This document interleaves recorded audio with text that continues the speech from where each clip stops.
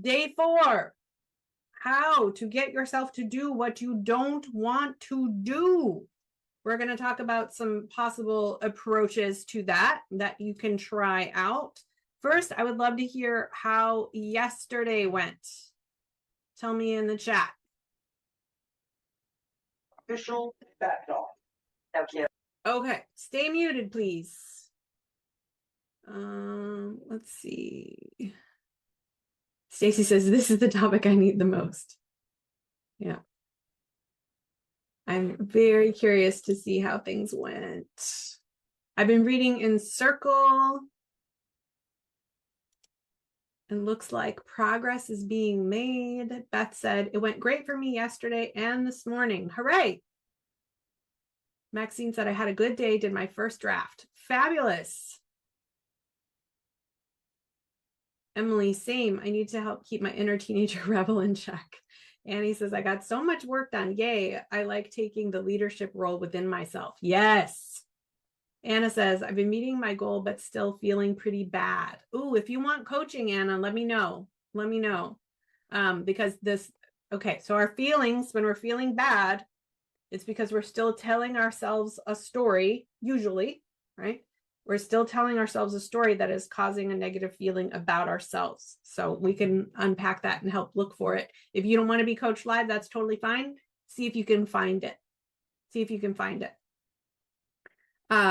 Nicole says, good, things are going to interesting places. Stacy says, I've been writing 1,000+ words a night this week, but I'm resisting the urge to increase my goal. Yes, resist the urge. Yeah, you don't need to increase it. You're doing good. You're showing up to write with that goal. So let's leave it. Clyde said, loved your interviews with attendees. Thank you. Despina says, actually dealt with my emails from the university. Yay. Alexa says, editing my draft. Okay, great. Anna, raise your hand when it's coaching time. Tina says, I finally managed to tackle my last chapter. Fabulous. Peter said, had a spork day, so didn't get much done yesterday. Did you tell me, Peter, if you got anything done? And let's just celebrate that if you got any little tiny thing, even if you just like looked at it. Lori says, I have not worked on my novel in months. Yesterday, I backtracked and reread, so now I know where I am and how to proceed, and I'm no longer plugging along blindly. That's beautiful. Andrea says, I needed yesterday so much. Oh, good. Brianna said, wrote on my lunch break after yesterday's call. It was lovely. Melissa said, as small as it is, I've gotten my goal done every day so far. Good. And how does it feel? We want it to feel good. Lulu says, enjoying the accountability. It's working for me. Excellent. Let's see. Emily said, I've been working on my marketing, finally creating my website. Awesome. Irene says, I wrote the middle of my short story, My Goal, and even got to the ending. I'm still loving the candle. That's the exercise we did. I think on Tuesday, did we do those? Lulu says, not much resistance to rewriting, but marketing, audience building, eek. Yeah, we'll get there. And Lulu, if I'm remembering right, you have transferable skills from burlesque. Yeah? Okay, so we just need to create a story that allows you to apply that to writing. Gloria says, I'm busy doing with ferocious self-editing and building my writer pitch pack. I am in super flow. Thank you for helping me to tame my inner saboteur. My pleasure. Okay, I need to stop reading these or we're not going to get where we need to get today, but I love, love, love it. I'm delighted to hear it's going well. Quick reminders, replays are available for 24 hours. Obviously, you get links to everything you need in the daily email and in the community. Remember that Friday through Sunday, we'll repost all the replays for all of the days so that you can catch up or rewatch. All right, well, let's jump in to today's topic. How to get yourself to do what you do not want to do. We're going to look at 3 methods. If you are someone who chronically resists the demands of other people and resists the things that you demand of yourself, hang on with me till number 3, because I want to talk about that a little bit. It's a topic that's near and dear to my heart right now, and I'll talk about that a little bit. For most of us, we're going to use number 1 or number 2. If you know this is one of your biggest quote unquote issues, I want you to hang on with me till number 3. If 1 and 2 will work for you, great. Let's try them. But let's talk about number 3 as well, because I know a lot of writers fall in that category. Okay, so the first thing is asking the right question. I'm going to tell you a little story about my teenager and the dishwasher. So he's in college now, but a couple of years ago, he loves to cook. And so he's always doing these great big cooking projects. And he was a night owl, and I go to bed at like 8 o'clock every night if I possibly can. So I would wake up in the morning to these huge piles of dishes, and the kitchen would just be a disaster. And so one night before I went to bed, I'm like, please, please, please load the dishwasher before you go to bed. We're like 3 loads behind right now. Please load the dishwasher. And I woke up in the morning, and there were even more dishes, and the dishwasher, wasn't touched. And my younger child, who was probably like 8 or 9 at the time, was like, why didn't he do it? And I'm like, because he was asking the wrong question. The question he was asking himself is, what do I want to do right now? When the question he should have been asking was, who do I want to be right now? Do I want to unload the dishwasher and reload it? No. Do I want to be the kind of person who helps my family by taking this chore, right, that I was asked to do and doing it? Those are 2 very different questions.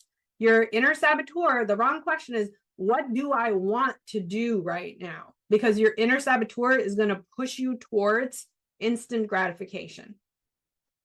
Almost always. Right? Unless we have trained this muscle already. So that is not the question we want to ask. The better question to ask is, who do I want to be right now? So if we put this in a writing context, right? Do I want to write right now? No, I don't really feel like it. Who do you want to be right now? I want to be the writer who sits down and does the work, even when I'm not being struck with inspiration at the moment. Does that make sense? Drop a 1 in the chat if that makes sense with my description. Okay.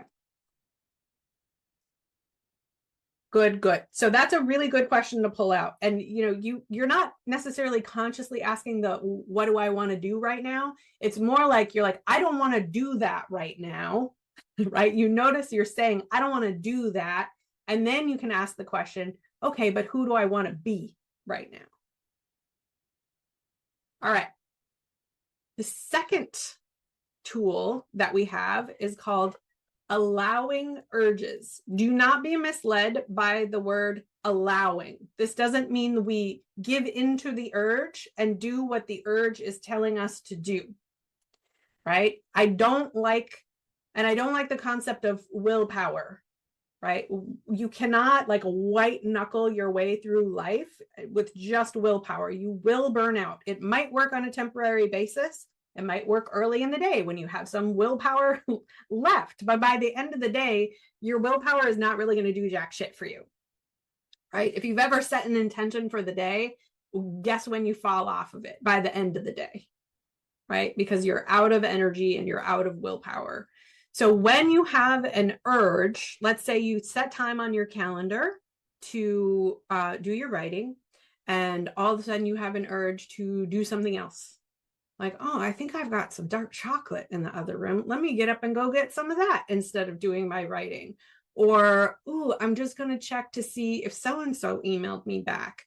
Or I'm just going to pop over to TikTok, right? So when you have an urge, we're not going to use our willpower to white knuckle our way through it and just like steamroll it. All right. What we're going to do, instead of pushing the feeling down or trying to ignore it, you're going to allow the urge to be there compassionately, as if you are a parent or a caregiver dealing with a tantruming toddler. Right? We know toddlers are going to have tantrums, and we know why, and we can be compassionate about it most of the time, right? When we're in a really good place and when we really love the kid, we're like, okay, buddy, I get it. You don't want to get your seatbelt on right now. I get it, right? You don't want to get in the car seat. You don't want to go to the store with me. You don't want to, whatever it is, you compassionately witness, and then you still are going to bring the kid to do whatever it is that needs to be done. So you're going to allow that urge to be there. Like, yeah, of course you don't want to write this hard chapter and you'd rather go and look at TikToks instead. Then you're going to reward yourself for allowing the urge without caving into it. Oh, that should say without caving into it on the slide, and performing the undesired behavior. So how do you do that? And basically, we want to track your victories over your urges in a way that's satisfying for you. So you can make yourself a little note congratulating yourself. You could keep a little tally in a journal of like, these are all the times where I didn't want to write and I showed up and did it anyway. These are all the times when I didn't want to do my marketing and I showed up and do it anyway. You can give yourself a sticker. Like you can have, I have in my little, if I'm writing journal, I get a sticker every day that I write, right? If you like stickers, you can put, beads in a jar that represent all of the times where you've overcome an urge, right? So I'm allowing the urge to happen. I'm being compassionate about it. I know it's there. I'm not giving into it. And then I demonstrate to myself, right? I can collect evidence that I don't have to give into those urges, even though I can be understanding about it, not be an asshole to myself about it. And like your limbic system, our little inner magpies love to collect stuff. So it's going to be gratifying to you to be like, ooh, look what I accumulated with all of my good work of sitting down to write anyway, even when I didn't want to. Okay. All right. Tell me if that one makes sense to you. If you have any questions about that one before I move on to this next one. Yep. Drop a 1 if it makes sense. Drop a question if you have a question. Sometimes that one's confusing because we're talking about allowing urges. It doesn't mean we're giving into the urge. We're just holding space for it, right? And not trying to like push it down and white knuckle it. We're just compassionately holding space for the urge, and then we're doing the thing anyway. Okay. Ooh, a punch card. That's a great idea. If you're not into rewards, right? And it's like, these aren't rewards. They're just like, you can think of it as tracking. But if you're not into rewards and you're not into tracking, then you're just going to sit with yourself and allow the urge and do the thing anyway, and just get that moment of internal gratification that you overcame something. People underestimate the beautiful neurochemical hit that you get from being a grown-up and doing the thing that you know you should do that you didn't want to do. Like, it does feel really good when you're like, dang, I didn't want to do that, and then I got into it and it was great, right? It actually feels really, really good. So you may not even need a reward. And I know rewards don't work, especially for some neurodivergent people. You're not into that reward, so you'll have the reward before the thing anyway. So don't sweat it. Still trying the process of allowing the urges. Okay. The next one. So a lot of writers are what Gretchen Rubin would call rebels, right? So she has this personality inventory about how you meet expectations. So they've got upholders, which they can meet internal and external expectations, no problem. It's only like 19% of the population, and the rest of us are like, oh my God, how do they do all that? Then you have obligers, and these are people who will meet outer expectations, but not always inner expectations. You have questioners who will meet inner expectations, but not outer expectations. And then you have rebels, and rebels have problems meeting external expectations. So if someone tells them to do something, not going to do it. If they tell themselves they should do something, so it becomes like a demand, they're also not going to do it. The driving force is autonomy. It's freedom, right? And if they're passionate about something and they're on fire for it, watch out. It's going to be amazing and they're going to get it done. So I've been working with writers in this framework with rebels for a long time. And what I noticed is that there are some people that are on the extreme end of this. And 3 of them live in my house.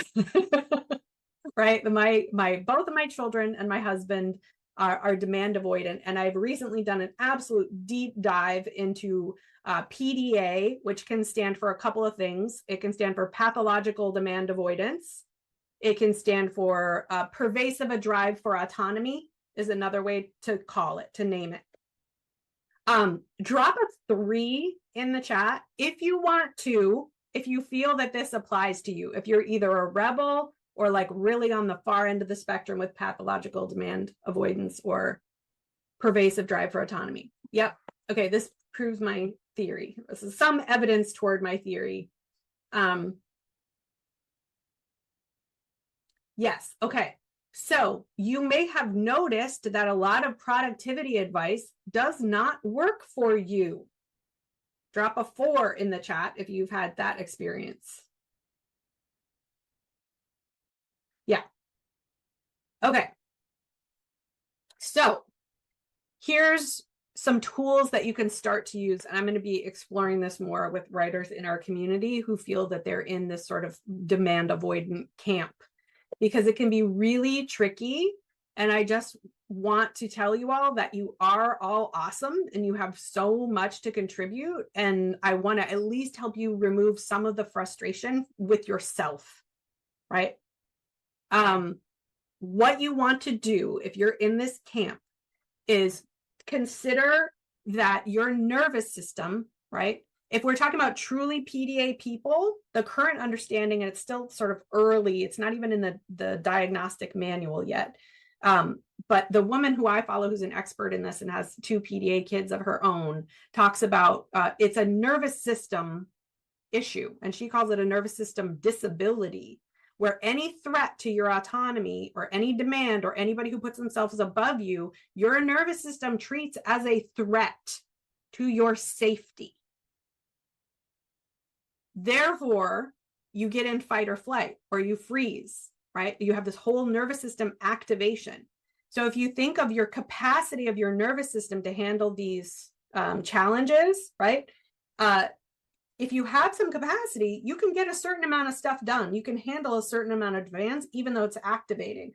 But every demand raises the level, right, of what your nervous system sort of being filled to capacity. So then when you get to the top and you're constantly like spilling over with demands, your nervous system basically shuts down and you're not going to be able to do the things. Does that make sense? Drop a 1 in the chat if you're with me. It's the first time I've talked about this with a group of writers in this specific way. Okay. So what you need to do is buy yourself some room in your container, in your nervous system capacity. So if you want to be able to do your writing, you have to lower demands in as many other areas of your life as you can. And I know that is not easy. Right? In the world of adulting, it is not easy to just like drop all of your demands. So you really want to get creative. If there are things that you are asking of yourself that simply don't need to happen right now, or somebody else could help you with, let's please do that. We've got to lower your demands on yourself so that you free up capacity in your nervous system for the demand that you're placing on it to write. Figure out what is regulating for you on your nervous system. So when you feel in charge, when you feel you get to make decisions, when you feel equal to the people around you or even above people around you, that will be regulating for your nervous system. Spending time with your special interest, for a lot of you, that's something related to writing. Any special interest you have will be regulating for your nervous system. Having a safe nervous system of someone around you, so someone who you're very, very close to, who is regulating for you, those are ways where you can reduce the capacity, right? Give yourself more capacity and reduce the load on your nervous system. So those are the 2 big things. You want to focus on nervous system regulation and lowering demand so you have enough capacity for the writing, for telling yourself it's time to sit down and write. Give yourself as many choices about how to do it as you want. Remind yourself of the choices you do have and do not force yourself, okay? Try to remind yourself, I'm doing this because I choose to be a writer, and you can really use your identity right? I want to be someone who is a writer. This is like with my husband. If I can't just hand him like the honey-do list. When people say that they like just hand somebody a list of stuff for them to do and they do it, I'm just like, what? Like, I don't have anybody who I can do that to, but he has an identity as a good husband and a good dad. So he's going to do things, right? But I can use declarative language with him instead of telling him to do something or even asking him to do something. I can be like, I see the grass in the front's getting really long and my toe still hurts from the procedure I had on my toe. Declarative language, and he can do it or not. I have to drop my agenda. I could do a whole other conversation about how to interact with people with PDA so that you're helping them accommodate. Okay, yes, Emily says, who's the woman you're following who talks about PDA, please? So I have a couple of names for you. The woman I follow is specifically in the parenting space, but her name is Casey Ehrlich, EHLICH, and she's on Instagram and Facebook and YouTube and all the places. But she's really talking about from a parenting space. If you're talking about adult people with PDA who are helping other people with PDA, there's a person I really like called Sally Cat. She's on YouTube and she has a book. There are some really good books, and there are a lot of good groups with PDAers in them. And PDA is often associated with autism or ADHD. So in the UK, they're ahead of the US on research and understanding of PDA, and they consider it a subtype of autism. But there's so many self-reports of people with ADHD, including my daughter has ADHD and PDA. But again, this is an area that is absolutely still being studied. And we need to rely on lived experience of people, right, to believe them and what's going on. So the things that I can offer you are, number one, this is not your fault. You're not a bad person. This is the way your nervous system is built. This is the way that you are wired. And you can learn to work with yourself. Lower demands in as many areas of your life as you can. Focus on what is regulating for your nervous system. Do it as often as you can. And then remind yourself of the choices that you do have and create multiple avenues and choices for yourself. Always be looking for that. So I hope that that is helpful. I haven't done this particular slide in our previous years. This was something that I added this year after finally figuring out what is going on with my youngest. I can't even tell you the shift that has happened in our relationship and in her self-esteem since I figured this out. So yeah, increase your freedom in any way that you possibly can. Remind yourself of the choices that you have. I'm glad this is resonating with a lot of you. Okay. Which method will you try? So we had number one was, oh my gosh, this was so long ago. Number one was that asking the right question. So not what do I want to do? Who do I want to be? Number two was allowing the urge, but doing it anyway. So practicing like that we can compassionately allow that urge to be there. We can be understanding about it, but we're going to do the thing anyway. We're not going to give in to the urge. And then number three was nervous system management, right? If you know you're demand avoidant, this is a nervous system issue that you need to be accommodating yourself for in the ways that we talked about. Okay. I think we're at coaching. I'm going to tell you what we're doing tomorrow. This was the journal prompt for today. When it comes to your identity as a writer, describe the work habits and results you wish you had and how that would make you feel. Okay. The key to this is that the feeling that you're after is something we want to try to cultivate every day. So if you think you're going to feel proud when your book comes out, you got to feel proud every single day that you sit down and do your words, even if it was just a sentence, right? The emotional fuel is what allows us to take action. So if you think ahead, oh, if I worked like this and had these results, I would feel so proud of myself, or whatever your emotion is. Great. Then how do I try to give myself microdoses of pride every single day? Because that's the emotional fuel that is going to work for me.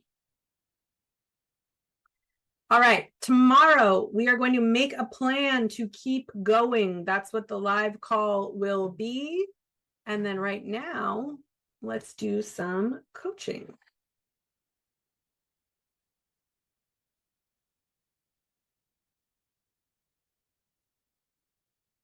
Okay, Carolyn says, this is great new stuff to me, applied to writing nervous system regulation for me. Good. And yeah, it can be really helpful for people who are neurotypical too, right? Like, this is the thing that drives me nuts about the way our systems are built now for neurotypical people. The stuff that would work way better for neurodivergent people would not harm any neurotypicals. It would work for us too. Like, all we would have to do is make changes that benefit everybody. And it's really hard to move the needle.